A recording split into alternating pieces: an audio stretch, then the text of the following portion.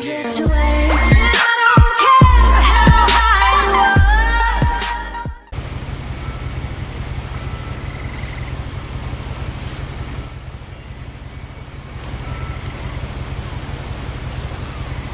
are. A lot of this isn't going to make sense to you, and I'm sorry about that. I'm just going to start at the beginning, with the house.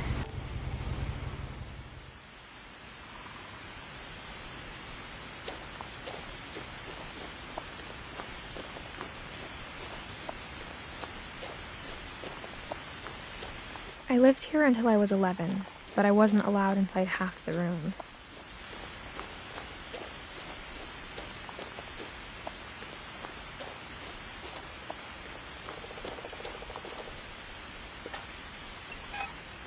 Inside the mailbox were bills from 7 years ago, marked urgent, open immediately.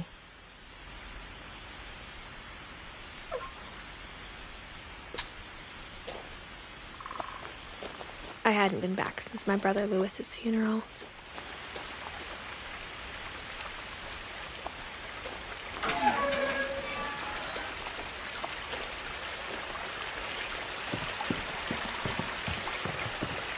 In her will, my mother left me a key, but didn't tell me what it unlocked.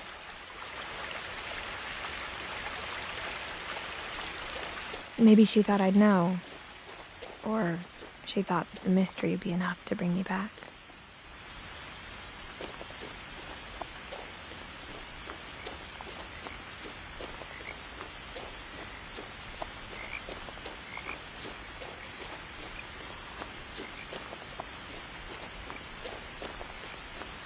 No one had driven this way in a long time, but I saw a few hoof prints.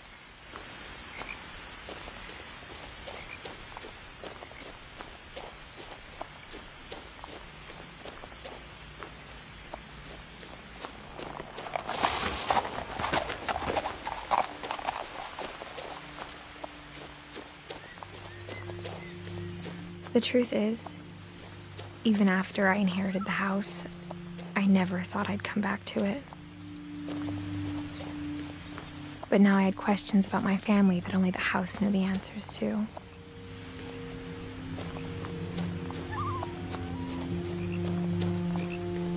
The house was exactly like I remembered it, the way I'd been dreaming about it.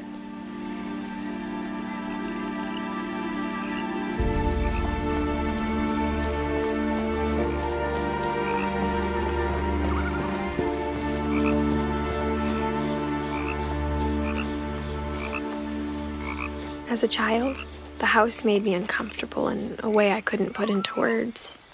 Now, as a 17-year-old, I knew exactly what those words were. I was afraid of the house.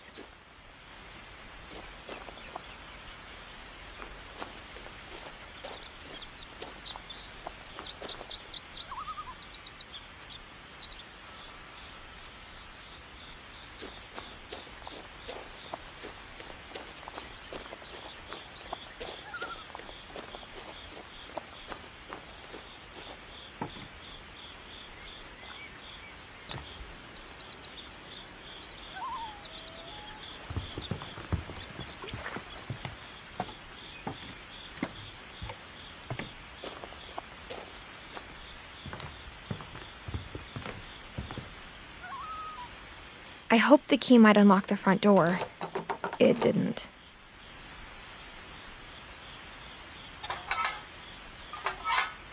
Looking in, I felt like the house itself had been waiting for me.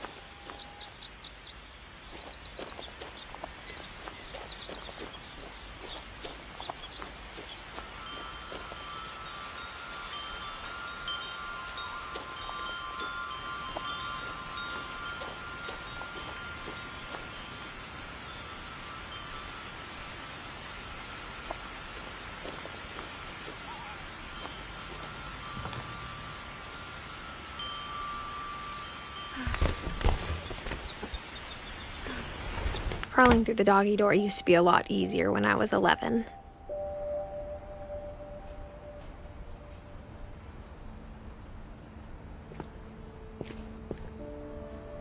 The power had been turned off the night we left.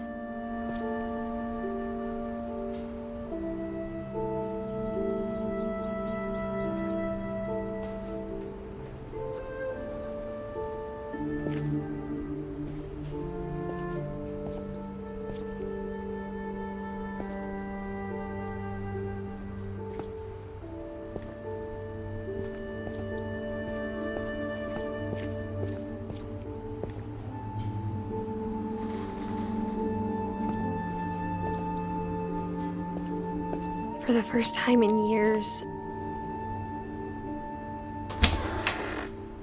I felt like I was home.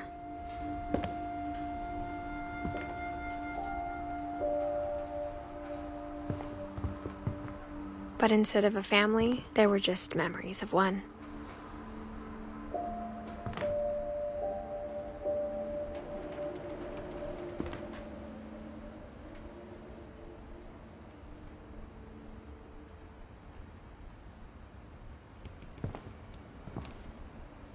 Like how after Louis started working at the cannery, we all got sick of eating salmon. Except our cat, Molly.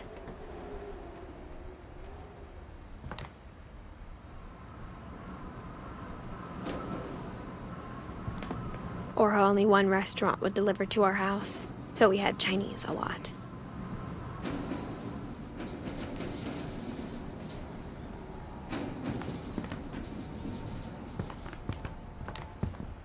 Nothing in the house looked abnormal.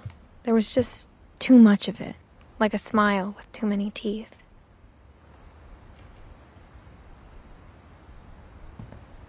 Mom always told me to stay out of the basement, so I wasn't too surprised when the key didn't fit.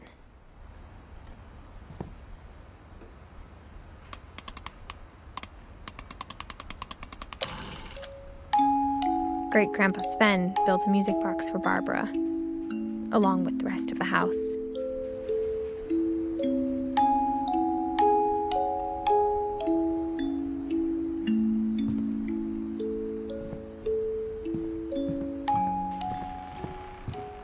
A lot of things got left behind in the whirlwind of that last night.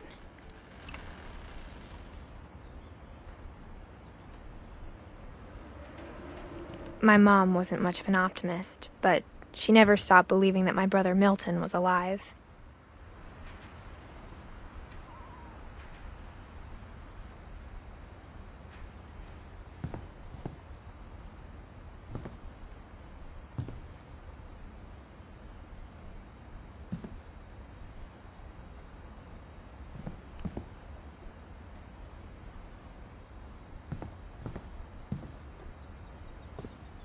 After Milton disappeared, Mom sealed up all the bedrooms. Then Edie retaliated and drilled peepholes.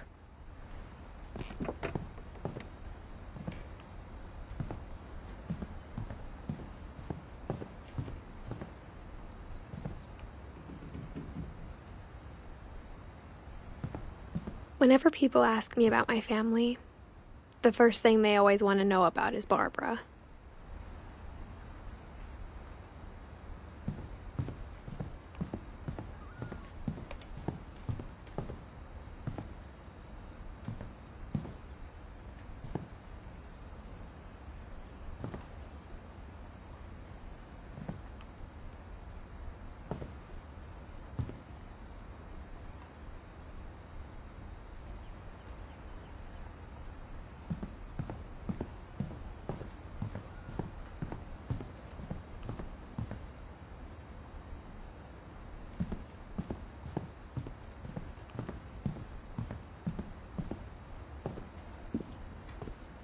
Mom must have locked the third-floor stairs on the night we left.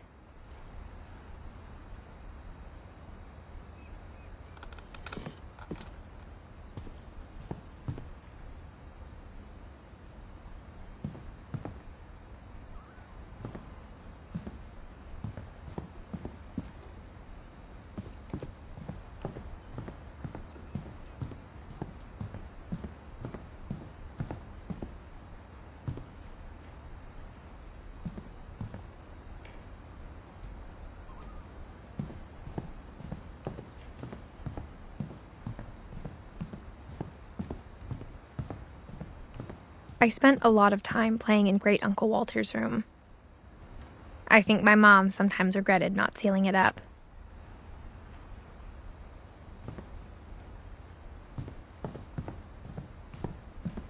Lewis told me there were secret passages, but I never believed him.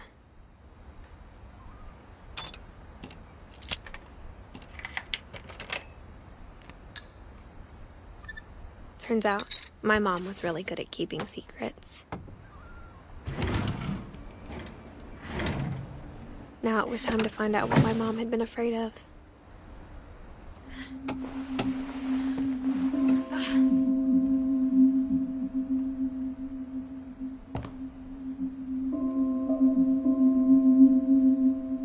From the paintings on the wall, it was clear my brother Milton had been here before me.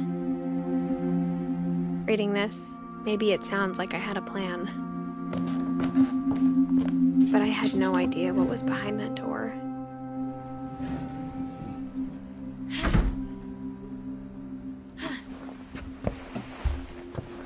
Just like I had no idea where all this was gonna lead.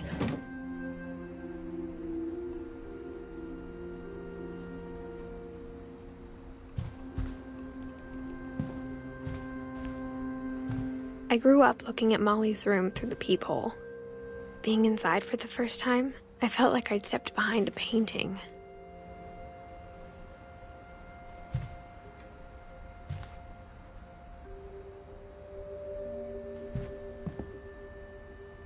Molly's gerbil had a tiny bedroom with its own even tinier gerbil cage.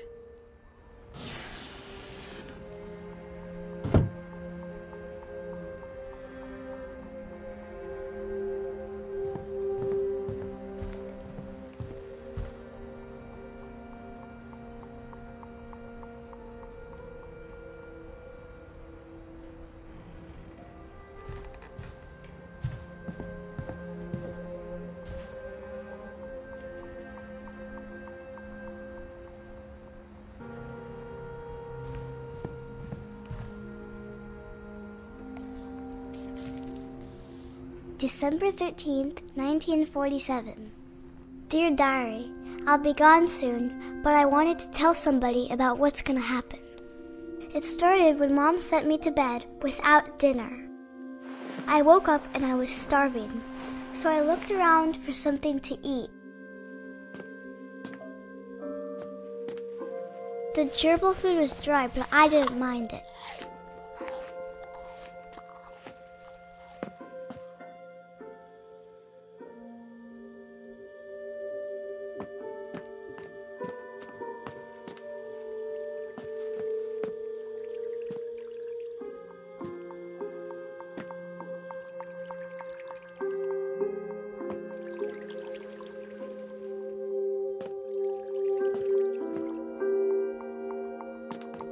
I thought about eating Christopher, but I held back.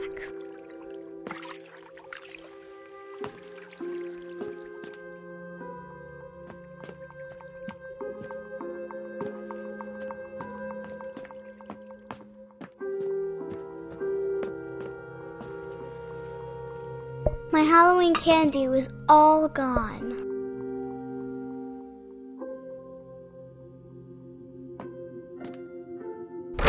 Mom, can I come out now? Sweetheart, it's late. Go to sleep.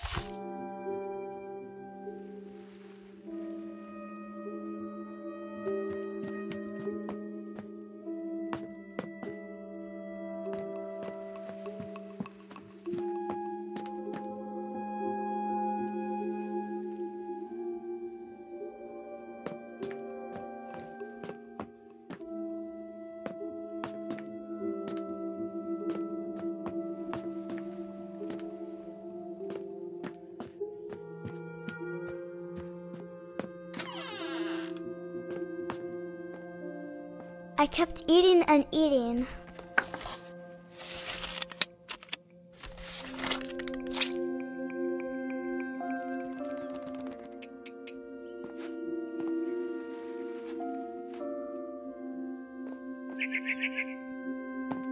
I ate a lot of things that night.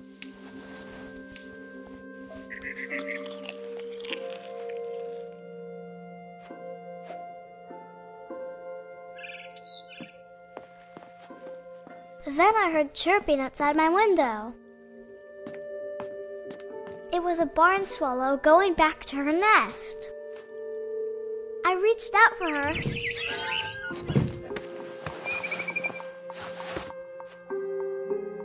And suddenly, I was a cat.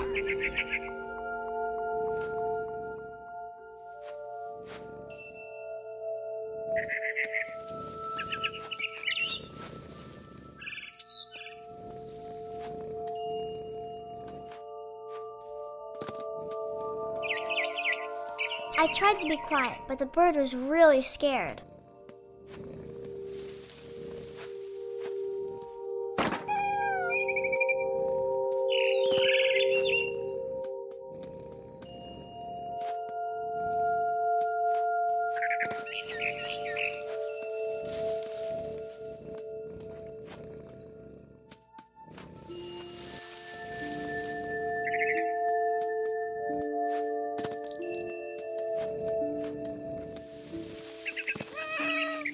Mom and Dad didn't even look at me.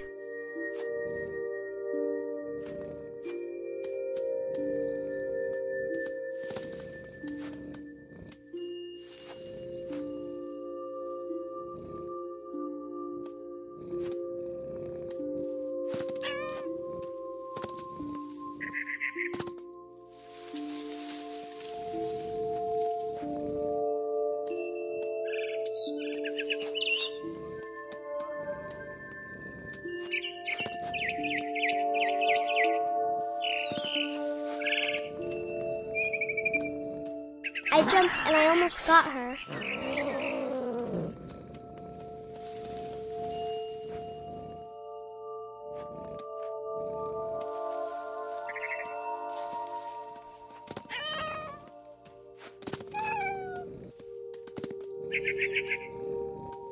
I could tell she was getting really tired.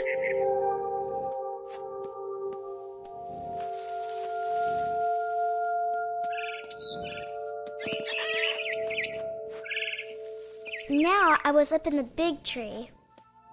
I promised Dad I wouldn't climb it anymore. All I cared about was eating that mama bird. I gobbled her up. And suddenly, I was an owl. First, all I heard was the wind. Then I heard little teeth nibbling in the grass.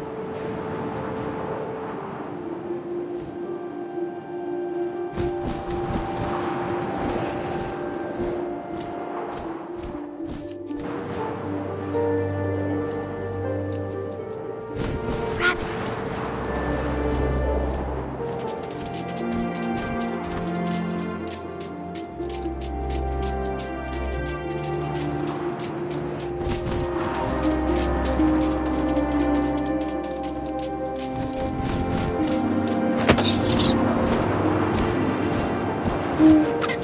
I imagined his face looking up and seeing mine through my talons. I swallowed him up, and I didn't chew one bit. Then I flew off to find something bigger.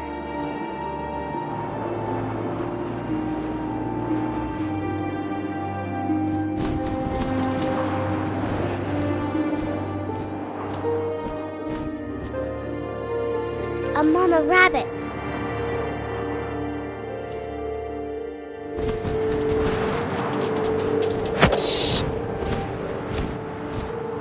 She was almost too big to carry. I started choking, but I couldn't stop eating. And suddenly, I was a shark.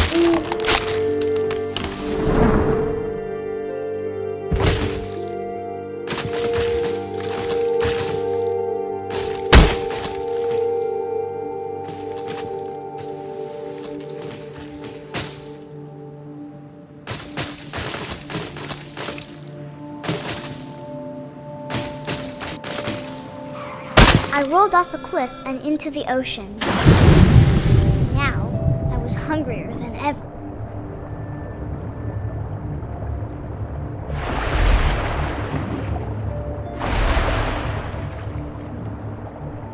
I wanted fat, juicy seeds. I tore off her flipper, and it tasted really good.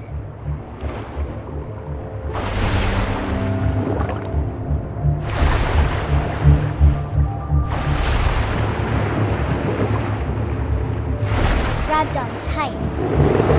But I was so hungry, I jumped out of the water. When I opened my eyes, everything had changed.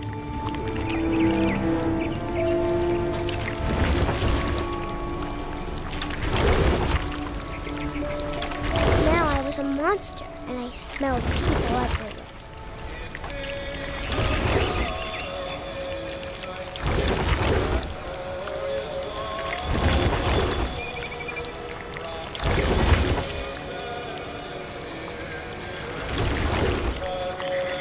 I was big, and I moved real quiet.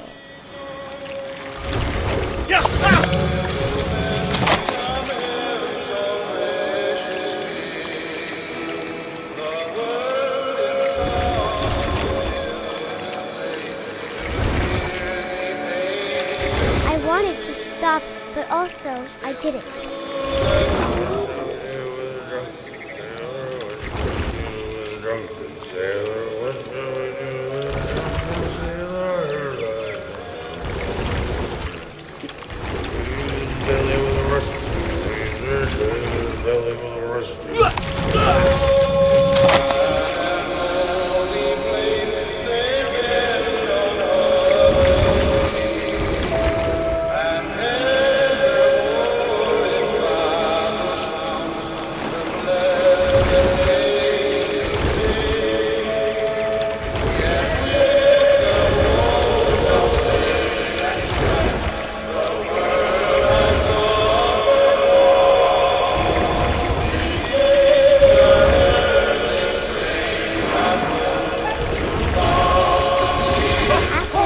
Passenger, I was still hungry. And to cross the water, I smelled something new. Something I had to have, so I swam towards it.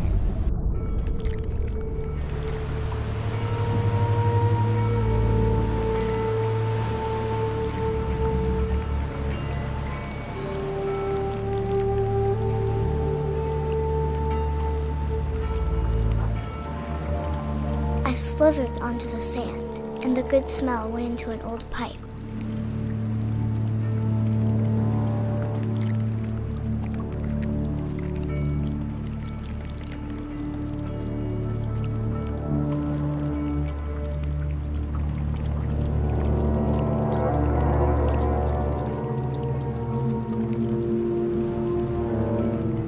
I got closer and closer.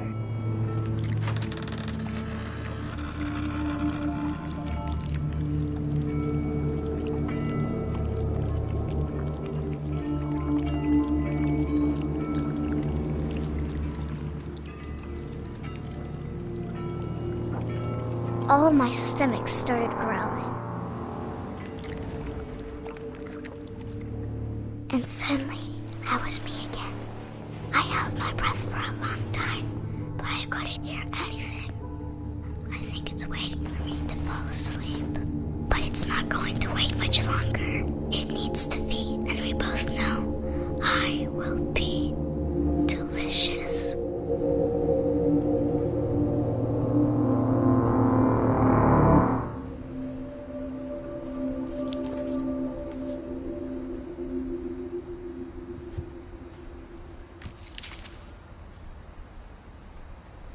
I'm not sure if I believed all of that, but I'm sure Edie would have.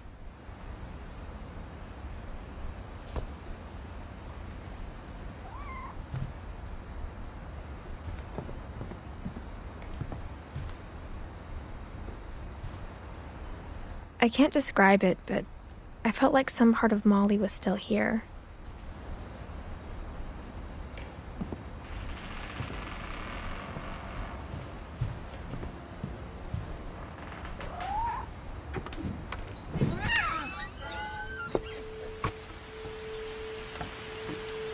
This will be obvious later, but my mom never told me any of these stories. Edie would have, but Mom didn't like bringing up the past. Though, when we adopted a stray kitten, she was the one who named it Molly.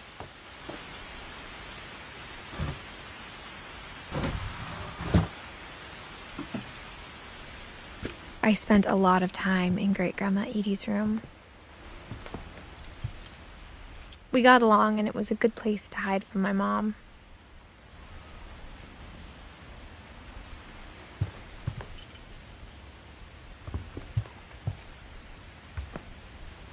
Edie gave a big interview about a mole man living under the Finch house. My mom was furious. I hadn't thought of myself as Edith Jr. for a long, long time. When Edie told people Sven was killed by a dragon, she could also have said he was building a dragon-shaped slide that collapsed. She could have, but she didn't.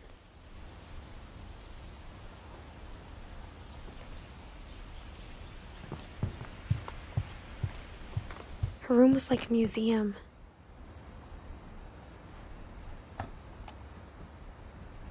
For 500 years, the Finches have been famous throughout Norway for their fortune and misfortune. Odin Finch buries the latest victims of the family curse, his wife Ingeborg and their newborn son, Johan.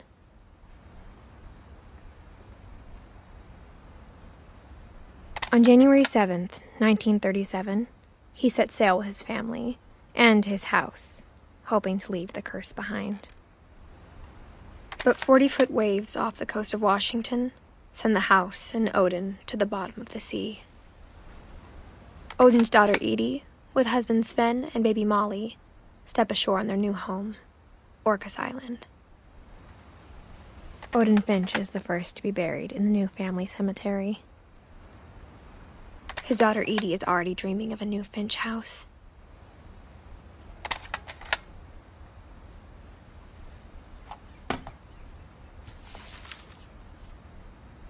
Whatever's wrong with this family, it goes back a long ways.